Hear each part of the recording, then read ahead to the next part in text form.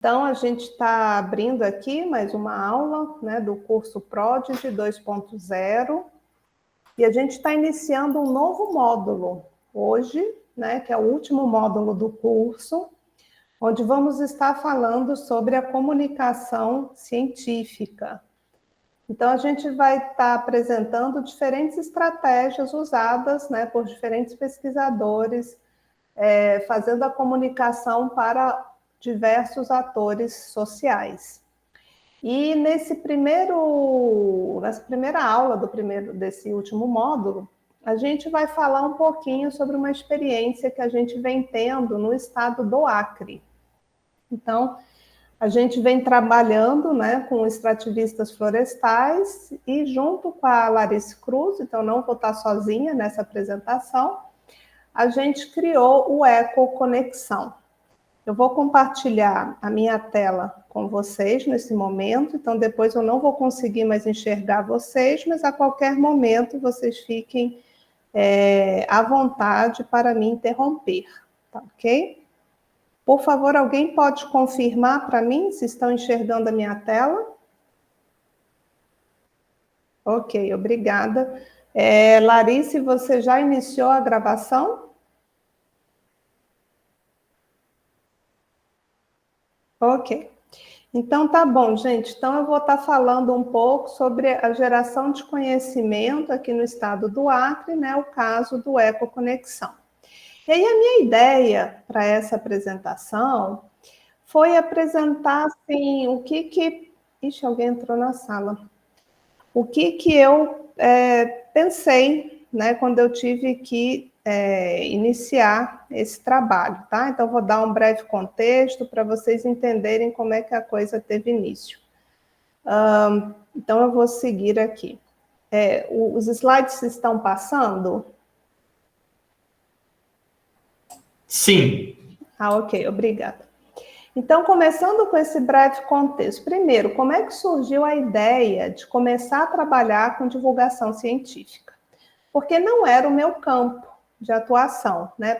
Eu não sei se eu precisava me apresentar ou não, mas eu sou professora aqui da Universidade Federal do Acre e eu tenho doutorado em manejo florestal, mas nos últimos anos eu venho abrindo muito meu leque de atuação. Então, inicialmente eu tive uma formação voltada para fazer quantificação de estoque de carbono em floresta, trabalhei em vários biomas e brasileiros e tal, e aí nos últimos anos, desde que eu vim para o Acre, né, isso já vai fazer 11 anos esse ano, aí eu comecei a trabalhar com as comunidades tradicionais da região, em especial da Reseco Chico Mendes.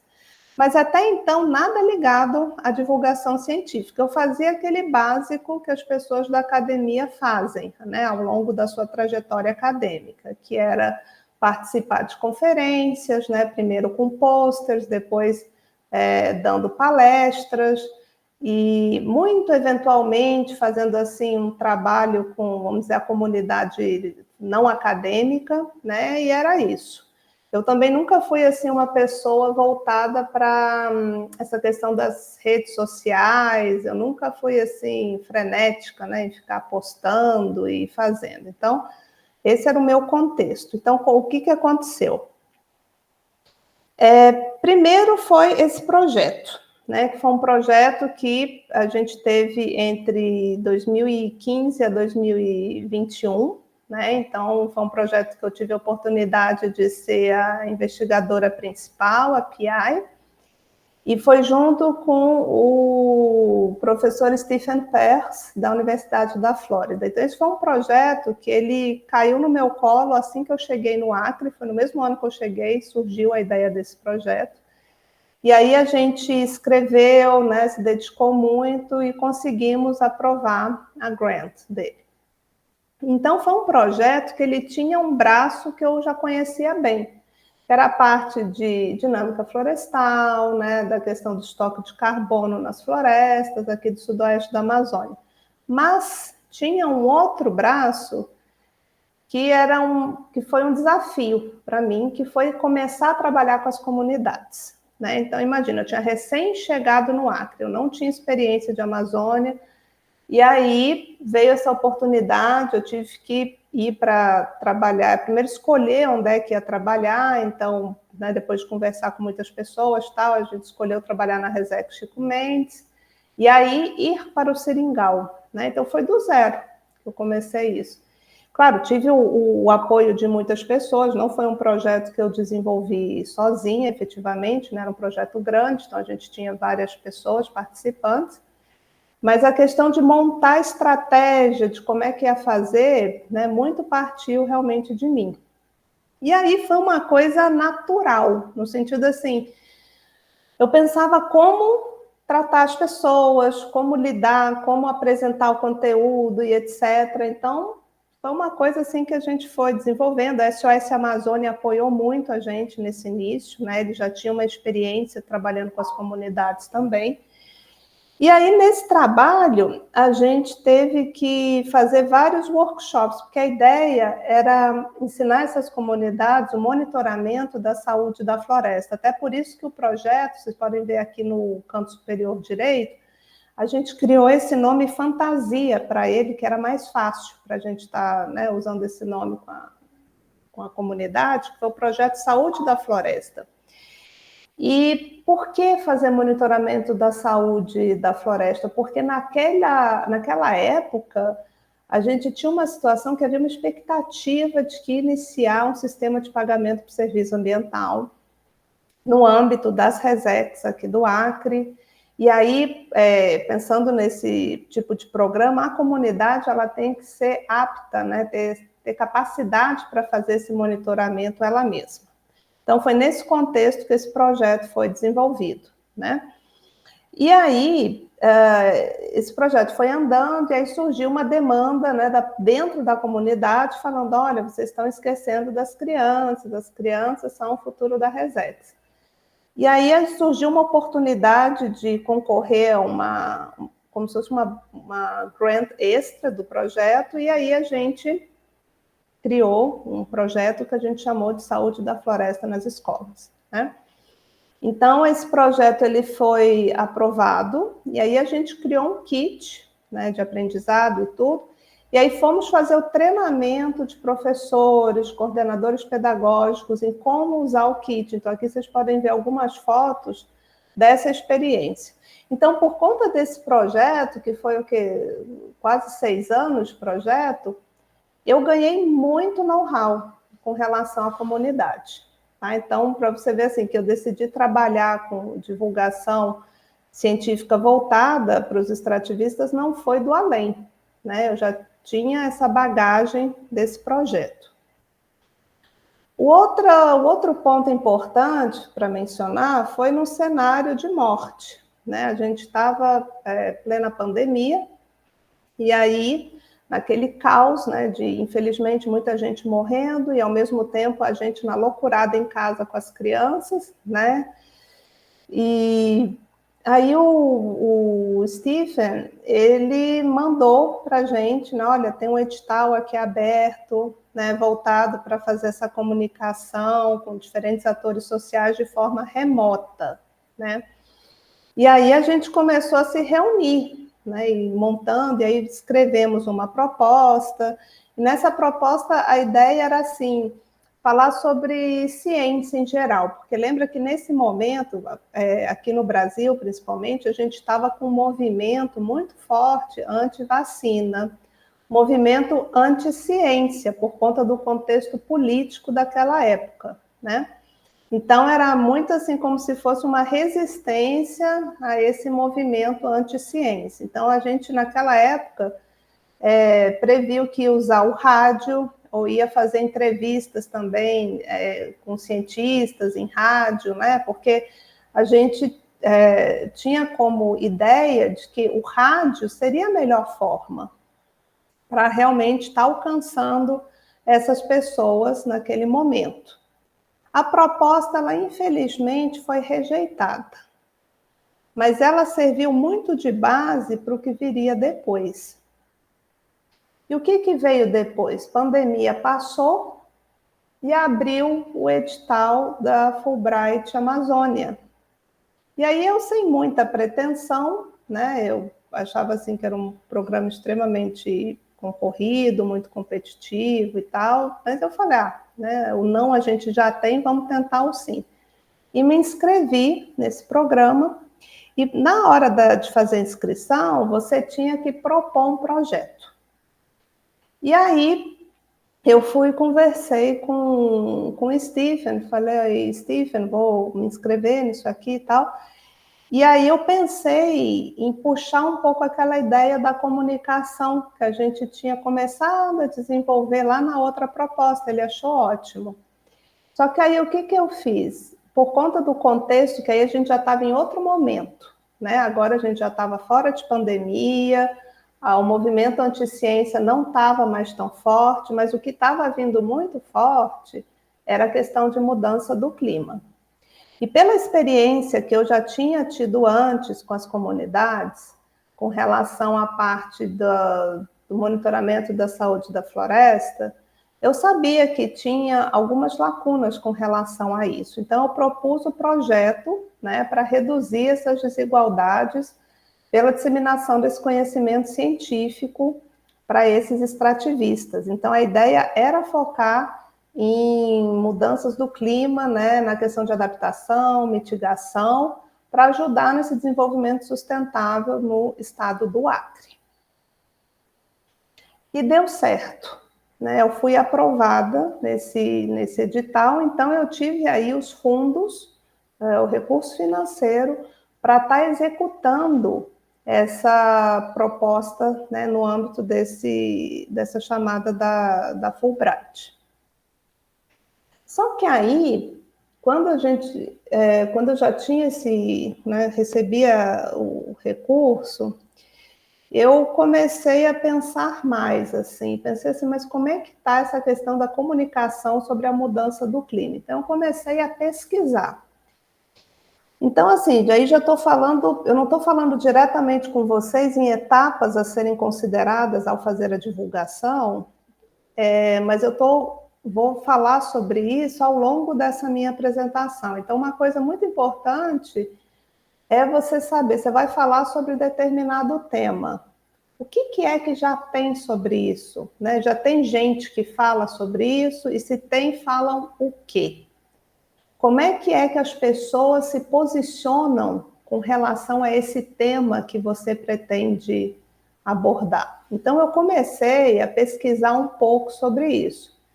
E claro, né, eu já estou nesse tema de mudança do clima desde o meu final da graduação. Não vou nem falar quanto tempo tem isso, né? Senão eu vou passar vergonha. Mas eu sei que tem muito ceticismo, né? Sei que tem gente assim que, eu me preocupo, mas que quando chega na hora H de vamos fazer alguma coisa, não faz. Né? Tem outros assim que, por questões da vida, não se importam, né? Tipo, não é um assunto que ele pode trazer para a vida dele, porque ele tem outras emergências, outras pressões muito maiores para lidar do que a mudança do clima. Né? Então, eu tinha essa ideia.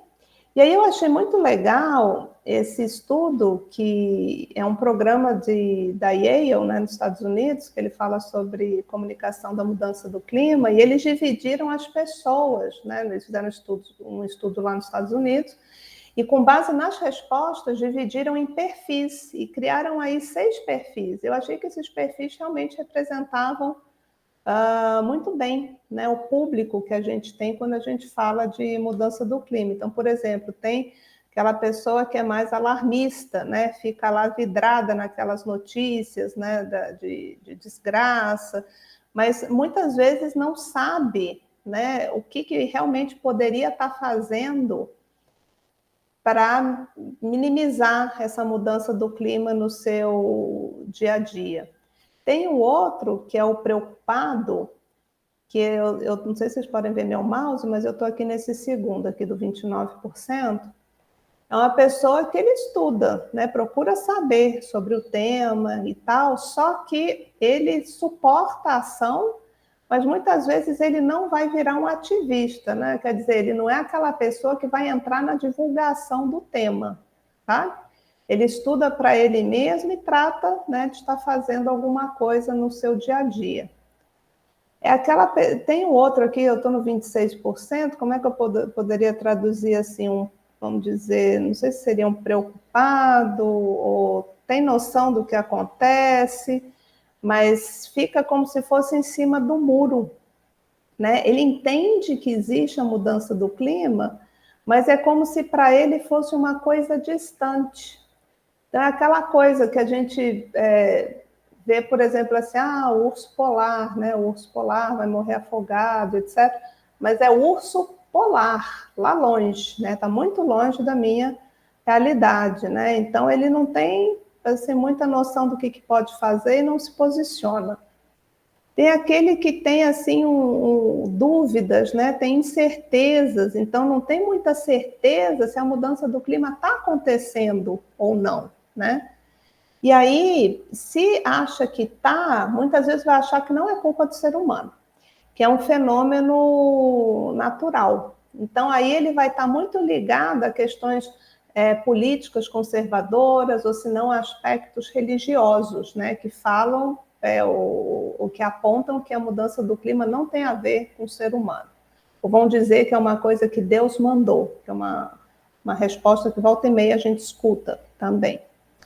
Tem aqui uns 7% que seria aquele que não se engaja, né? Então, ele não pensa muito na mudança do clima, precisa de informação básica a respeito, e geralmente é o grupo da população de menor conhecimento, mais baixa renda, né? E aí, justamente por essas pressões diárias, não tem tempo, isso não entra na agenda da pessoa, a pessoa tem que pensar no que vai comer. Então, não é um assunto que a pessoa se ligue. E tem aquele que não se importa, né? Vai achar que não está acontecendo a mudança do clima, vai se opor ferozmente, né? E pode, inclusive, estar apoiando políticos que têm o mesmo pensamento que ele. Então, isso a gente vê acontecendo, né? Por exemplo, nos Estados Unidos, com o presidente, né, que tem agora, a gente vê uma postura muito nesse sentido, né, do público. E aí outra coisa que eu achei interessante, que eu achei assim que representa, né, nesse meio tempo, eu também assisti esse filme Não Olhe Para Cima, e aqui eu não sei se todos vocês assistiram, mas na dúvida eu trouxe aqui um resuminho rápido, né, que saiu na revista Veja. Então, são dois cientistas que veem que está vendo um meteoro enorme para a Terra, e que se o meteoro cair, vai ser a extinção, né, dos seres humanos, talvez acabar o planeta. Isso chega, né, até os tomadores de decisão, mas nada é feito, sabe? Então, eles está em época de eleição, desviam o foco, isso sai na televisão, mas, sabe, nada é feito. Então, isso mostra muito o que a gente vê no nosso dia a dia com relação ao comportamento das pessoas, porque no final, gente, a questão da divulgação científica muitas vezes vai estar associada a como que eu vou divulgar um determinado assunto para eu mudar o comportamento, ou mudar a posição, ou se não, fazer com que as pessoas tomem ação sobre determinado tema. No meu caso, é muito assim, como é que a gente, às vezes tem que partir de um convencimento, né, da pessoa de que está ocorrendo a mudança do clima, ou se não, se a pessoa já sabe, né, que está ocorrendo, como você motiva a ação? Como faz a pessoa mudar o comportamento?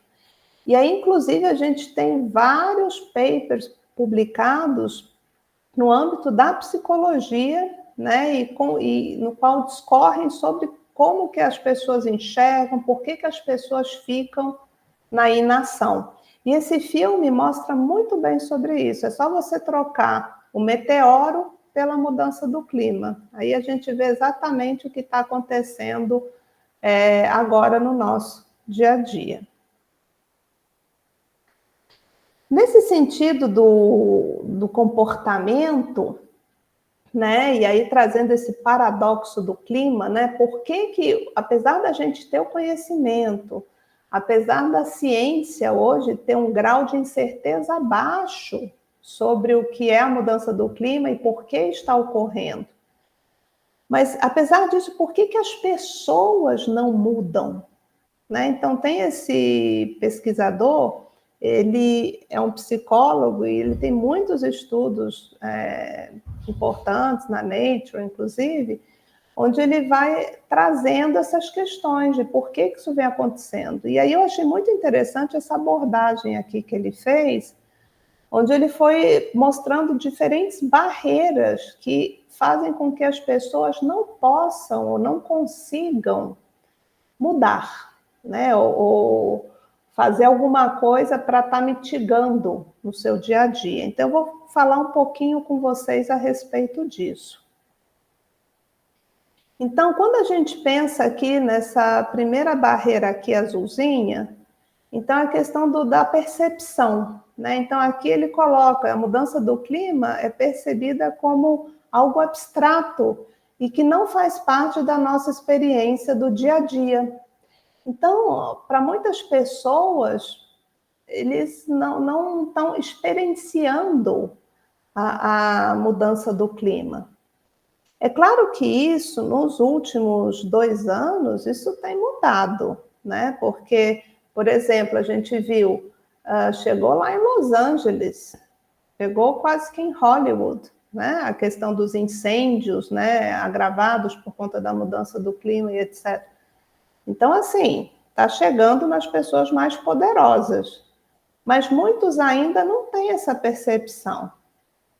E aí, a falta da ação, quando a gente pensa nessa questão da percepção, ela vai estar muito associada mesmo à própria limitação de processamento do cérebro. Por quê? Porque muitas vezes o ser humano, para ele mudar ou tomar uma ação, ele vai ter que ter passado pela experiência, né? Então, tem até esse artigo, essa figura aqui, que está num artigo desse pesquisador, o Brosh, onde ele vai falar um pouco de como a neurociência poderia estar auxiliando nessas tomadas de decisão. Então, a pessoa, se ela não passar pela experiência, dificilmente ela vai mudar ou tomar alguma atitude nesse sentido. Um outro ponto é a gente pensar nessas barreiras do eu, né?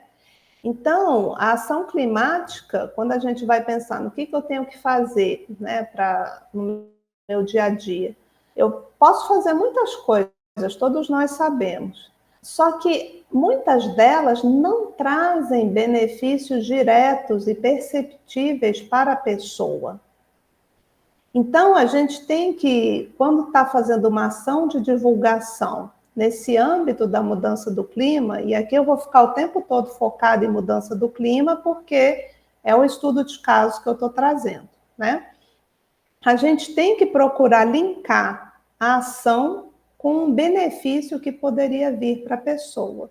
Então, por exemplo, se eu falo assim, olha, vamos trocar as nossas lâmpadas, né? Vamos usar lâmpadas de LED. Isso ajuda e tal, economiza energia, etc. Mas o que para a pessoa? Você vai pagar menos na conta de luz. Aqui um exemplo, né? Vamos queimar calorias, mas não vamos queimar a atmosfera, né? Então, andar de bicicleta é benéfico para a sua saúde e para o meio ambiente. Pronto. Né? Além de ser mais barato, porque você não gasta, né? Então, aqui é um exemplo claro de uma coisa que ajuda a mitigar a mudança do clima, mas no que eu não trago explicitamente falando sobre mudança do clima, eu estou trazendo o eu na frente, porque se eu vejo que tem um benefício para mim, eu vou ser mais propensa a tomar uma atitude, a mudar, do que se eu enxergar assim que é para o meio ambiente, que muitas vezes para mim é uma coisa abstrata, não faz parte do meu dia a dia. Temos também as barreiras morais. Então, a mudança do clima não é percebida como uma questão moral para a maioria das pessoas. Então, isso também atrapalha, porque o ser humano, ele vai ser também, o comportamento dele vai ser muito moldado pela forma com que os outros veem ele. Então, a maioria das pessoas se importa com a opinião dos outros. Ninguém quer fazer coisas imorais ou amorais. Por quê? Porque não quer ser apontado. Só que a mudança do clima não entra nisso, assim, na sociedade não incorporou, por exemplo, o fato de você decidir todo dia vir para o seu trabalho no seu carro, né? Às vezes numa casa tem 4 carros, né? Um para a mãe, um para o pai e um para cada filho. Ninguém acha isso imoral, você cada um ir no seu carro, sendo que podiam estar indo todos num carro só e deixando, né, cada um no trajeto. Não, na verdade a gente acha até que é bom, porque se a pessoa pode ter 4 carros, é sinal de que a pessoa tem dinheiro. Isso é bem visto pela sociedade. Então, quando a gente vai fazer essa comunicação sobre a mudança do clima, a gente tem que levar em consideração também essa questão moral. Como é que eu posso integrar aspectos que a sociedade considera morais com a mudança do clima? Então, aqui tem um exemplo, ó. A mudança do clima está intensificando a fome em alguns dos países mais pobres do mundo, né? E esses que estão sob maior risco são os que têm menos culpa pela mudança do clima, porque é o que a gente sabe que acontece, né? Em geral, os países desenvolvidos são aqueles que tiveram industrialização precoce, são aqueles que têm mais responsabilidade histórica pelas emissões, enquanto os países mais pobres, eles emitem muito menos. Eles não são os culpados, né, da situação que a gente vive hoje. Claro que hoje a gente chegou num ponto que todo mundo tem que fazer alguma coisa. Esse também não pode ser o discurso, né? Eu não tenho culpa, eu não vou fazer nada. Mas vocês vejam aqui, voltando para o nosso tema, que a gente linkar, olha, se você não faz nada, você está contribuindo para os outros morrerem de fome. Você ligou uma questão moral. Ninguém quer ser apontado por isso. Temos também as barreiras sociais, né? Então, é aquela questão que se o meu vizinho não faz, eu também não vou fazer, né? Então, a falta de ação dos outros pode inibir a minha ação. Então, isso é uma coisa muito comum. Ah, por que eu vou fazer se só eu fizer? Não adianta nada. Então, a gente precisa usar essas normas sociais quando a gente estiver falando sobre essa comunicação da mudança do clima, né? Então, por exemplo, a sociedade muitas vezes tende a ser aquele Maria vai com as outras, aqueles modismos. Ah, todo mundo está comprando carro assim, todo mundo está comprando aquela roupa. Ah, isso está na moda, e todo mundo quer estar na moda, todo mundo quer estar igual. Então, todo mundo, em geral, a sociedade é Maria vai com as outras. É difícil você achar lá a tal da ovelha negra, né? Que vai falar, não, eu vou no outro caminho, eu sei por onde eu vou, eu escolho o meu caminho, eu não preciso ir por ali porque todo mundo está indo. Então, isso é uma coisa complicada também da gente mudar, e eu vejo assim que especialmente entre os jovens, que naturalmente tem aquela necessidade de se sentir pertencente ao grupo. A gente tem que lembrar que o ser humano é um ser social. Então, ele vai estar naturalmente se importando, mas, claro, pessoa criando o senso crítico e etc., deveria ser capaz, né, de entender o que é certo e errado e tomar decisões per si, e não porque os outros estão apontando o caminho. E as barreiras para a ação, né? Então, muitas vezes a pessoa assim, olha, eu tenho que fazer alguma coisa, mas eu não entendo direito o que eu tenho que fazer, ou eu acho difícil, né? Então, essa dificuldade ou a falta de clareza do que a pessoa precisa fazer pode levar a pessoa a não se engajar na ação do clima, né? Então, a gente precisa, quando for fazer a comunicação, quando for aquele foco assim, olha, você tem que pensar nas ações. Agora a gente vai fazer uma postagem sobre ações que as pessoas podem fazer. Tem que ser muito específico, tem que ser simples, de forma que as pessoas claramente entendam. Então, aqui um exemplo, ó. aquela coisa da pegada ecológica, né? Onde você pode entrar num site e aí responde lá um questionário e aí fala assim, olha, se todo mundo fosse igual você, um planeta Terra não bastava, teria que ter mais de 2. E aí aponta aqui quais são os principais problemas, vamos dizer, onde que você tem pegada ecológica maior. Então, por exemplo, no caso desse indivíduo aqui, a gente vê a alimentação. Será que come muita carne vermelha? Né? Então, aqui já está indicando de alguma forma o que eu poderia estar fazendo, é o governo, né? O que é? Então, a gente precisa ter muita clareza nesse sentido. Então, até aqui, pessoal, eu foquei muito, o que eu tentei mostrar para vocês é que quando vai fazer essa divulgação científica, você tem que conhecer bem sobre o tema que você vai estar tratando nessa comunicação. Quais são as diferentes facetas que nós temos, né? As diferentes visões, as dificuldades que podem vir a ocorrer na hora de eu fazer a divulgação sobre o determinado tema. Um outro ponto muito importante é nós entendermos quem é o público-alvo. Então, eu coloquei aqui qual que é o habitat, né? O habitat no sentido assim, as pessoas sobre as quais você vai estar destinando as publicações, onde que eles moram? Qual que é o contexto que eles vivem?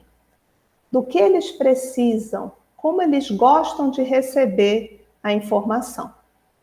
Então, nesse sentido, pensando assim, em qual que é o hábitat dessas pessoas, no meu caso, foquei nos extrativistas do Acre. E quem são essas pessoas? Então, eu já tinha lá um bom know-how disso pela experiência prática que eu já tinha tido nos anos de pesquisa que eu tenho aqui na região. Então, né, eu sei que são pessoas que adaptaram lá os seus meios de vida aos ritmos da floresta, né, eles têm todo um contexto histórico, eu estou falando de extrativistas no Acre, né, muitos vêm lá da época dos seringais, enfim, não vou focar nesse tipo de história agora, porque não é o foco aqui da nossa apresentação. Pensando ainda no hábito, bom, eu estou focada nos extrativistas florestais no estado do Acre. Só que no Acre eu tenho várias reservas extrativistas, né? Porque os extrativistas normalmente vão estar alocados nessas reservas. Qual que eu vou trabalhar? Bom, pela experiência que eu já tinha, decidi focar inicialmente na reserva extrativista Chico Mendes. Então, eu também conheço, né, relativamente bem o histórico dessa área, sei que é uma reserva muito grande, sei que eles estão divididos em associações, cada associação tem um seringal, dentro do seringal tem as colocações, enfim, esse tipo de caracterização, de conhecimento também é importante, né, na hora que estiver sendo feita a formulação do conteúdo.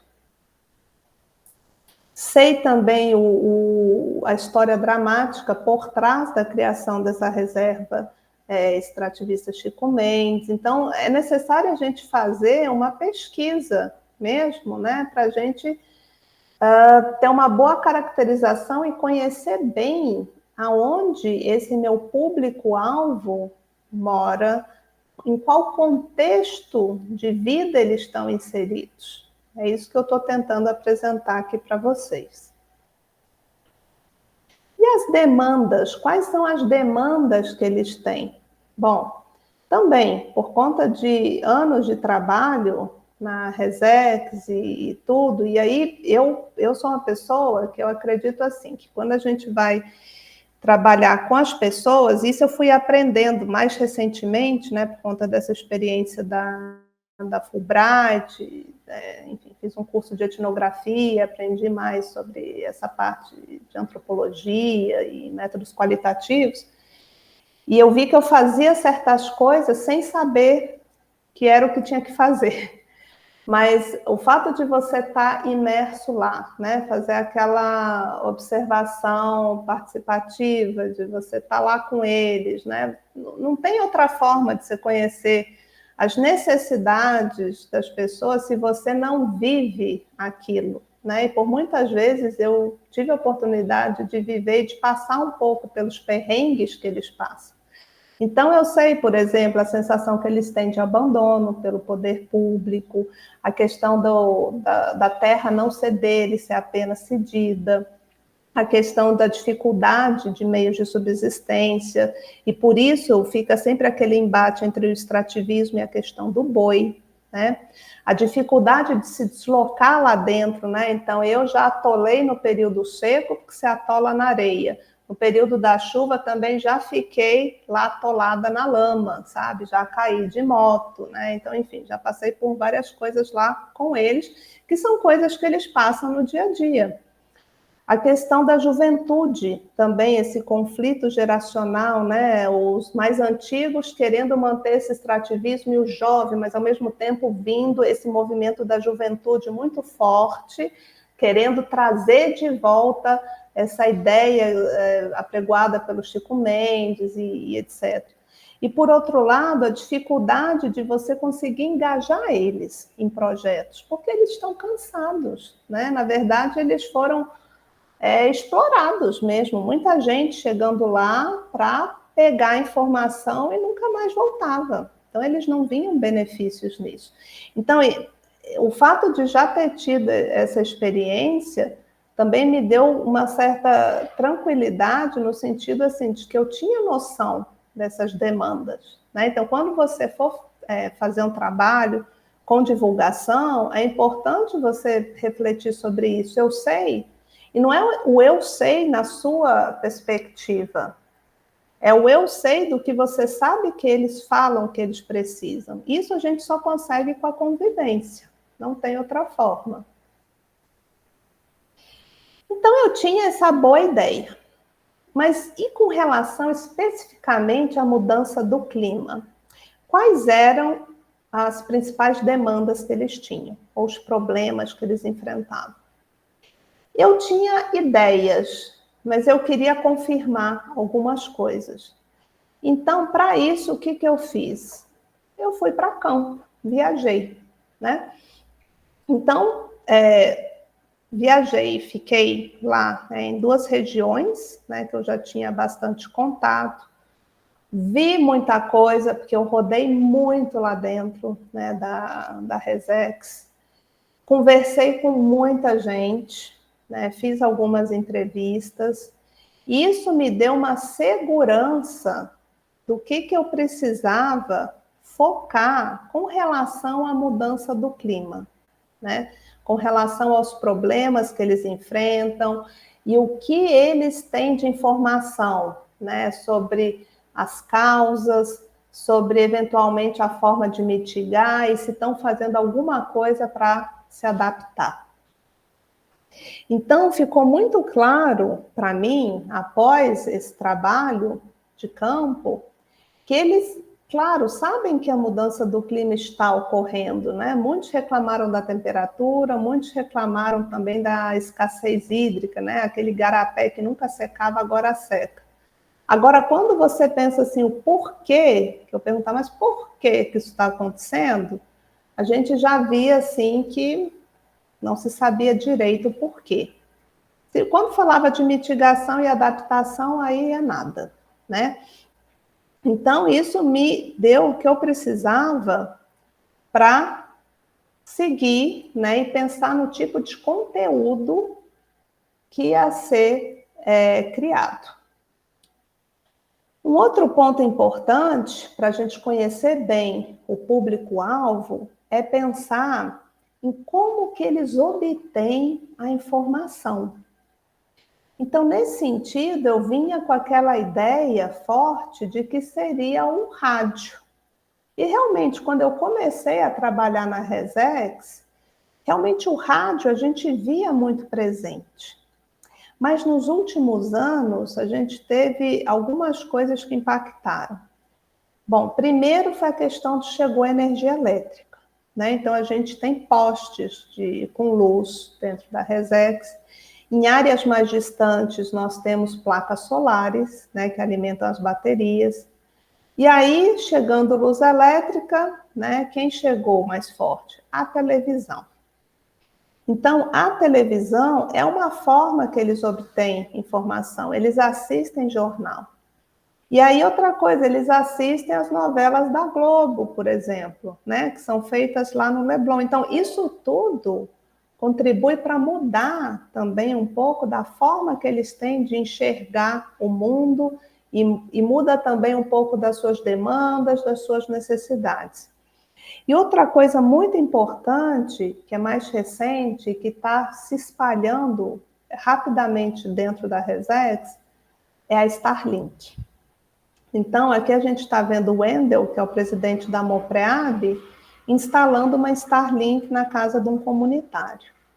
Então, isso quer dizer que agora não é que toda a casa tem, mas de tempos em tempos você tem uma casa que tem. E os vizinhos, todo mundo tem celular, isso é outra coisa, né? Os smartphones são amplamente disseminados, não é que é o melhor modelo e etc. Não, mas eles têm, e todo mundo se reúne na casa das pessoas que têm internet. Então, eles chegam lá e ficam baixando conteúdo. Então, eles falaram claramente para mim que agora o rádio não é mais o foco. Que agora o foco é realmente ou é televisão ou é celular. É assim que eles ficam sabendo do que está acontecendo no mundo. E tendo isso em mente, ficou claro para mim que eu ia ter que partir para as redes sociais. Por quê? Porque a televisão ia ser complicado, né? Eu ficar achar que ia conseguir colocar um programa, isso daí não era factível. Mas as redes sociais está aí, qualquer um pode estar criando conteúdo e estar divulgando. E aí eu pensei, gente, mas eu sozinha nisso, eu já era, lembra que eu falei no início da apresentação, eu não sou uma pessoa das redes sociais, né? Aí eu pensei, eu vou precisar de ajuda. E aí eu tinha Larice, né? Larice foi minha estudante de mestrado, minha orientada, né? Teve um desempenho muito bom. E adivinhem só, é uma pessoa com muita capacidade em várias coisas, mas nessa questão de redes sociais também. Então, é uma pessoa que tem realmente sido meu braço direito nessa questão da ecoconexão. Então, nós criamos a ecoconexão, Larice criou a arte, né? Ela é muito prendada nisso, e temos perfis em diferentes redes sociais. Aqui eu coloquei algumas, o YouTube, o Instagram, o X, né? E ali a gente vai criando conteúdo. Conteúdo para quê? Para atender essa forma de obter informação que é via as redes sociais. Como é que tem sido feito? Inicialmente, a gente focou muito só nos extrativistas mesmo, né? Então, aqui tem um exemplo. Larissa, que elaborou um infográfico, a gente sempre assim, discutiu o conteúdo, e aí depois a gente vai passando por várias revisões, e até por conta disso, às vezes demora para as coisas saírem, por minha culpa, não por culpa dela. E aí, às vezes, né, uma postagem descrevendo alguma questão, claro que assuntos básicos, então aqui a gente está focando numa coisa que foi percebida no trabalho de campo, a dificuldade de entender as causas da mudança do clima. A gente tenta usar uma linguagem simples, mas certos termos a gente coloca, por exemplo, efeito estufa, gases de efeito estufa, porque a gente entende que isso é parte do letramento climático, né? Então, nesse sentido, certos termos não tem como a gente fugir. Só que a gente faz o possível para estar fazendo isso de uma forma simples, pensando nesse público dos extrativistas. E aí, falando em letramento climático, isso me faz lembrar que a gente tem os Objetivos de Desenvolvimento Sustentável, né? Então, essa parte de esse letramento climático e a parte de motivar a ação estão dentro desses ODS, né?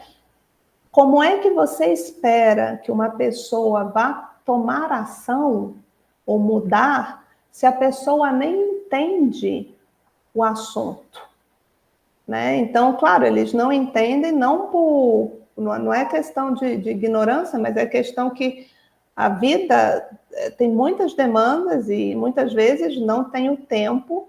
Infelizmente, muitos também têm dificuldade, não tiveram oportunidade de ir para a escola, né? Então, são assuntos que eles sabem que acontecem, eles assistem, por exemplo, o Jornal Nacional, mas eles muitas vezes não linkam, né, o que eles estão vendo da enchente com o que está causando, e aí pensando que eles são seres que estão na ponta e que no final decidem se as florestas vão permanecer em pé ou não, muitas vezes não tem essa noção. Nossa, o que acontece se eu derrubo essa floresta?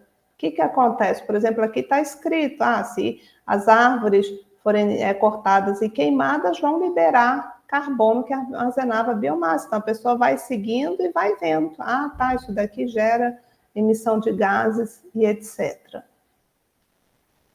Porém, com o tempo, a gente foi vendo que poderia usar o ecoconexão para não só ficar atrelada ao clima, mas também apresentar temas correlatos que são abrangidos por outros projetos nos quais eu estou envolvida, né? Não necessariamente coordenando. Por exemplo, esse aqui é um projeto que é coordenado pelo professor Fernando Schmidt, no âmbito da iniciativa Amazônia Mais 10, e é um projeto que trata da recuperação de áreas pelo uso de sistemas agroflorestais, que tem total relação com esse tema da mudança do clima. Então, a gente passou a incorporar outros temas também nos nossos perfis. Então, por exemplo, aqui tem falando sobre o núcleo de base Porongaba, né, que é um dos núcleos dentro da RESEC Chico Mendes. Tem aqui a parte também, por exemplo, um workshop que foi feito no âmbito do Prodigy, né, que é o projeto que está por trás desse curso que vocês estão fazendo agora. Então, eles fizeram um workshop lá em Madre de Dios, tem uma filmagem, a gente também colocou. Então, a gente foi incorporando ações com temas correlatos que a gente achou que poderiam ser abarcados pelo Ecoconexão. E, por exemplo, o curso, né, esse curso que a gente está fazendo, ele está também disponibilizado no YouTube do Ecoconexão também, tá? Então, a gente está com conteúdo muito diverso.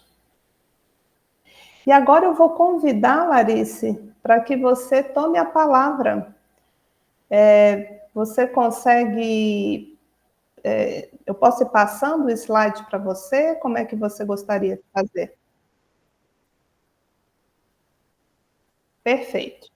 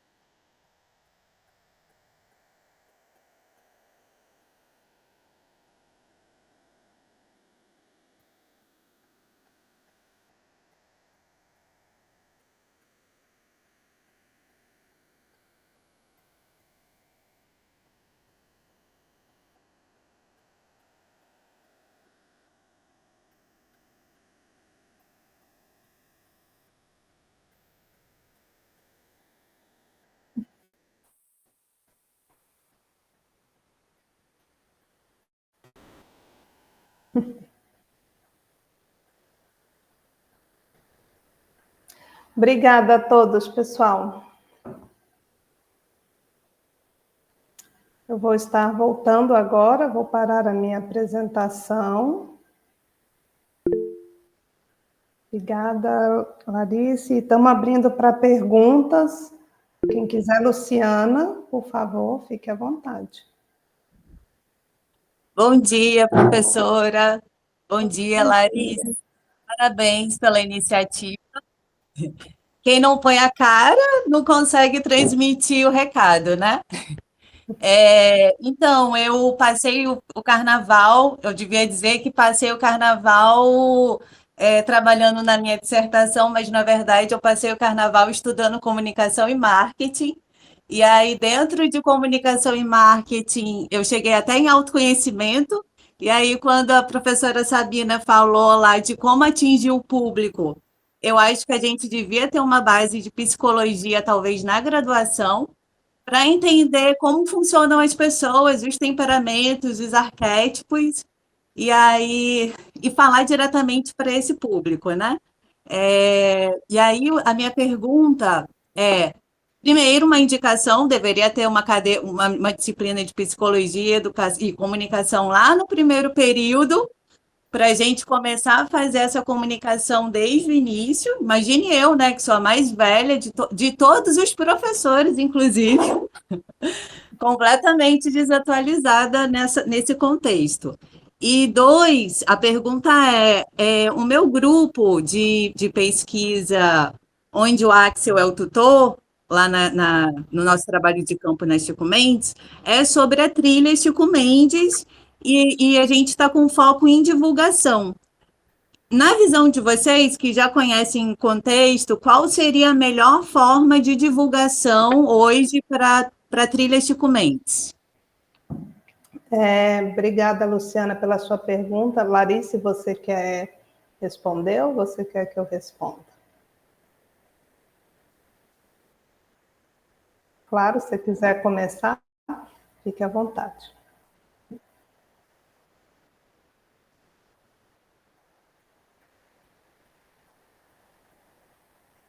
Travou, fui. Voltou.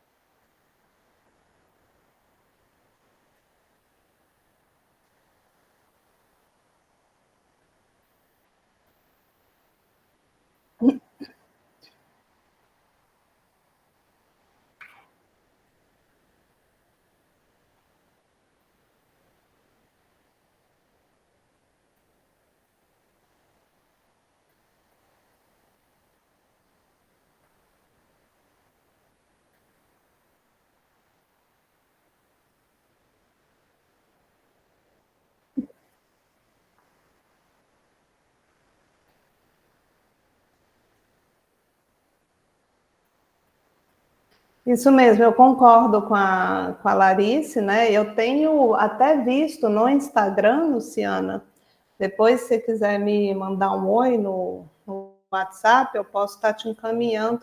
Tem alguns perfis assim que eles têm tratado, sabe, de fazer ou divulgar esse turismo. Então, eu acho que usar o Instagram, eu acho que seria muito importante. Eu tenho a impressão, né, e aí os mais jovens vão poder dizer melhor, mas eu tenho a impressão que as pessoas usam muito o Instagram hoje em dia. Como eu sou uma pessoa assim que não sou muito das redes sociais, mas eu não sei se o TikTok também não seria, né, Larissa, um lugar importante para ter, mas eu acho que tem que trabalhar nesse nível de rede social. Eu acho que isso seria, de fato, mais interessante. E com relação a essa parte da psicologia que você falou, eu acho que isso é para tudo na vida, né? Eu falo às vezes para os meus alunos que no início a gente, claro, depende muito só do conhecimento, né? A gente tem que ter um bom arcabouço teórico, né? Uma boa base teórica para conseguir ser bem sucedido na carreira, mas chega um ponto que já ultrapassa isso, é uma questão de você saber lidar com as pessoas. E para saber lidar com as pessoas, você tem que ir atrás um pouquinho dessa questão da psicologia, não tem como, né? Porque somos seres humanos, seres sociais, então é importante nós conhecermos as nossas peculiaridades. Então, eu acho que quando a gente fala de comunicação, a gente conhecer esse lado do público-alvo é muito importante. Então, por exemplo, se fosse um tomador de decisão, perdão, eu já teria outro enfoque, né? Assim, eu não ficaria focada em rede social, né? Você já tem que treinar mais aquelas coisas, tipo conversa de elevador, né? O que eles falam, ou se não, como você fazer um policy brief bem efetivo, direto, né? Outra pegada. Então, eu acho que você conhecer bem o seu público, né? E o perfil dele faz toda a diferença. Eu não sei se temos mais alguma pergunta, comentário. Sim, professora. Só para sim. complementar, porque se o que a gente aprende na academia, se de alguma forma a gente não aprender a comunicar, vai ficar retido na academia, a gente não vai fazer diferença na sociedade, né? E aí, às vezes, a gente até tenta levar, mas não leva da maneira efetiva, às vezes leva de uma maneira agressiva, e aí por aí vai, né? Então, a gente aprendendo... Exato, às vezes o cientista, ele tende a ser arrogante. Porque a gente acaba dando certeza de algo que a pessoa, às vezes, nem acredita que existe, você já quer impor algo que é algo, não tenta esclarecer de uma forma menos autoritária, né, digamos assim. E no final você tem que passar a informação de forma efetiva, considerando quem é o recebedor da informação, né? Então vai variar muito de acordo com a pessoa foco, né? Para quem você quer manter a informação. Mas deixa eu chamar o Axel, que ele está com a mãozinha levantada. Axel. Olá, estão me vendo agora? Sim, agora sim.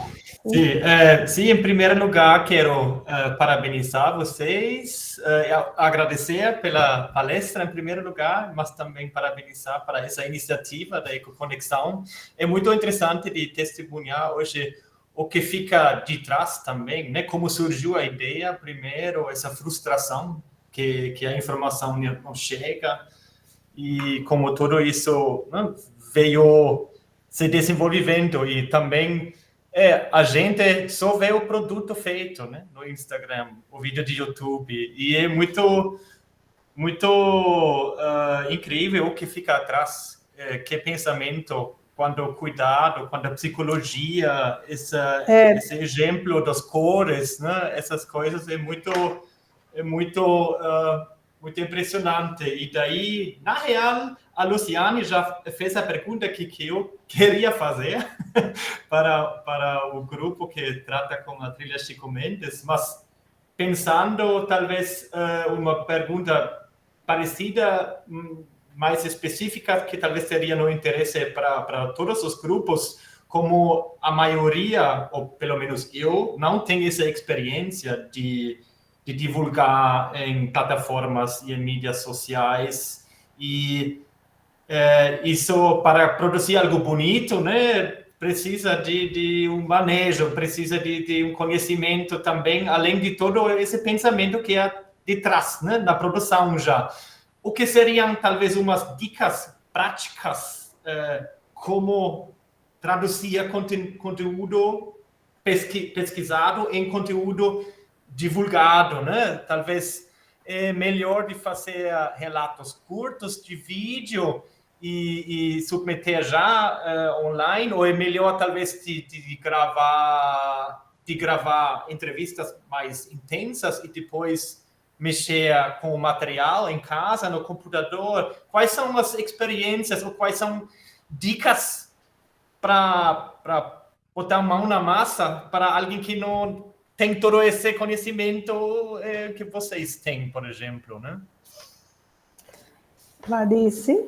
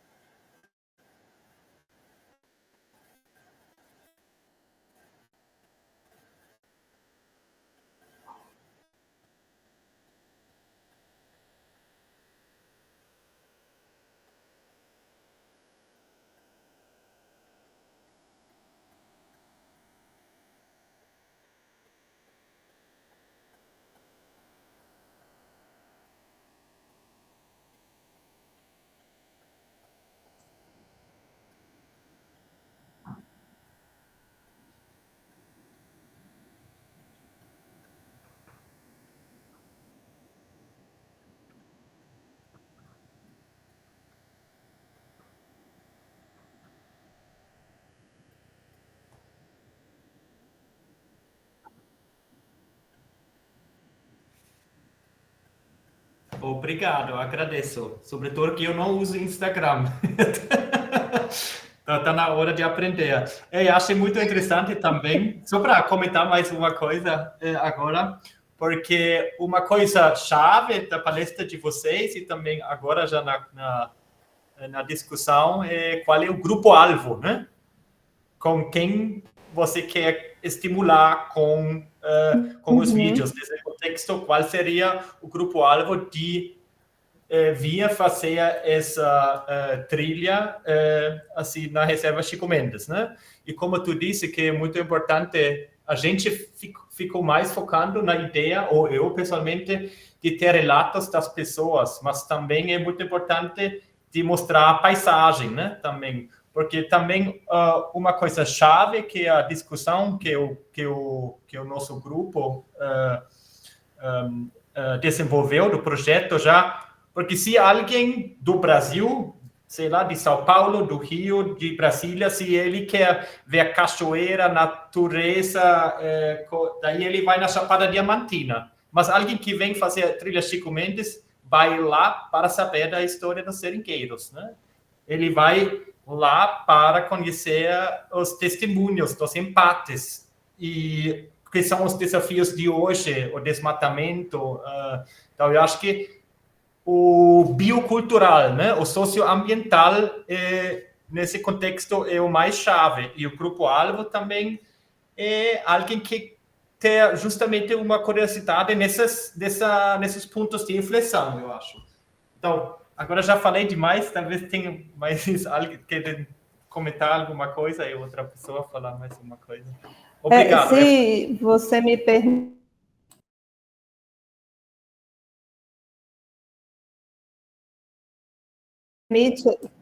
minha tela está toda hora congelando, eu não sei se está ruim. Vocês estão ouvindo, não? Agora, botou, sim. Está congelando, né? Toda hora, parece. Eu achei muito legal isso tudo que você falou, o Axel. E uma coisa assim, só para adicionar, além das paisagens, que eu, por exemplo, pensando assim como um turista, que eu ficaria preocupada, também com pessoa de fora, né? Vamos dizer aqui do estado, mostrar as condições de hospedagem, por exemplo, né? Onde que a pessoa vai dormir, o exemplo de um quarto, banheiro, né? Isso às vezes é assustador para pessoas que não são acostumadas, né? Com a região, a questão da mostrar a cara da comida também, né? Então acho que isso tudo também é importante. Mas vamos perguntar se alguém mais tem alguma pergunta, comentário.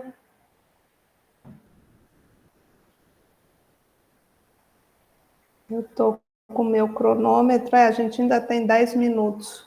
Se alguém quiser falar, senão a gente já vai encerrando.